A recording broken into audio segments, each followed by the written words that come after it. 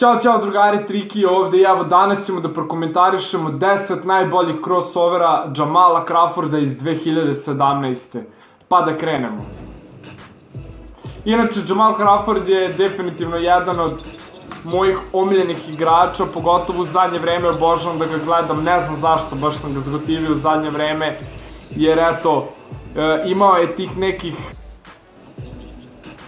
smrtonosnih crossovera koji su mu ušli u 10 najboljih u sezoni, to već par godina za redom, i posle toga sam jednostavno sve njegove mixtape-ove tražio i sve te njegove highlights-e kako bi i ja sam naučio te njegove crossovere. Inače, jedno od najpopularnijih mu je Shake and Bake, pored toga ima te duple crossovere kao što vidite, koji mu maltene uvek pale, još pogotovo što ima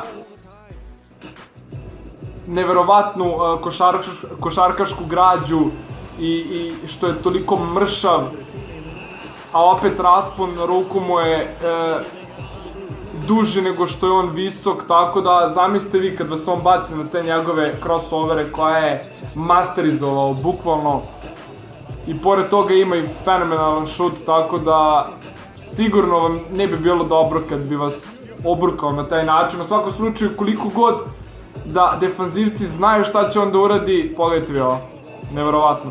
Koliko god da defanzivci znaju, pa čak i najbolji defanzivci u NBA-u, opet Jamal uspe da ih baci na njegove standardne crossovere, jer sa tim duplim crossoverom, to jest sa zadnjom promenom, kombinuje sve tri promene, to jest srednju, prednju i zadnju, i maltene mu svaki put uspeva. Pogledajte, da, ima takođe jako dobru fintu šuta. Kada krene na protivnika, zastane sa zadnjom promenom, u tom momentu protivnik odleti i kad krene da se vraća, zna da ga baci na fintu šuta i da krene lepo ka ziceru. Ako protivnik ostane već duže od 2 sekunde, on puca i koliko vidite ne maši, jer stvarno je dosta precizan igrač.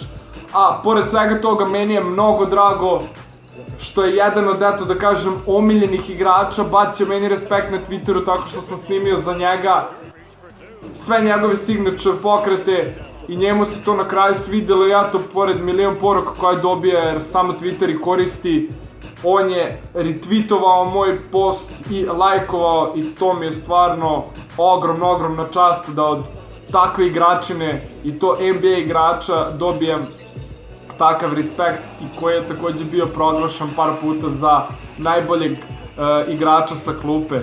Mnogo mi je žao što ga nisam vidio nikad na All-Staru, jer verujem da bi tamo tek napravio show. Kao što i vidite, Jamal, popularni J crossover. Ostavit ću vam ovaj mix u svakom slučaju u opisu ovog videa. I to je bilo to, ljudi, videli ste te njegove smrtonosne crossovere, koliko god i da ih je ponavljao, svaki put je uspeo da baca protivnike na dupe, tako da to je to za sada. Ako vam se svidio ovaj klip, obavezno lajkujte, šerujte, subscribeujte se na ovaj kanal i pišite mi u komentarima koga bi još voljeli da vam komentarišem. Ljudi, budite pozdravljeni i vidimo se u sledećem klipu. Ćao!